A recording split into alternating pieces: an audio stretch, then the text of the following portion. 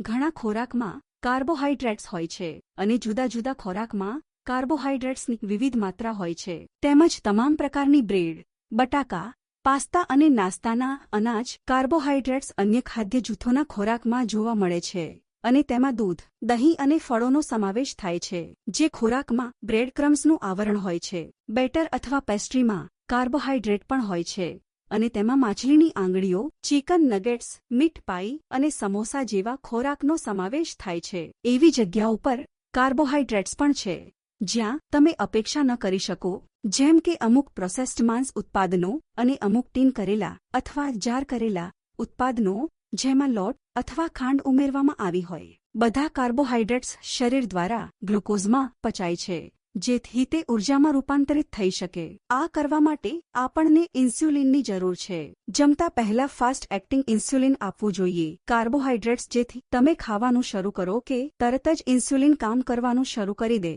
જો તમે લો છો તે ઇન્સ્યુલિનના ડોઝ માટે તમે ઘણા બધા કાર્બોહાઈડ્રેટ્સ ખાઓ છો તો તમારું બ્લડ ગ્લુકોઝ ખૂબ ઊંચું રહી શકે છે.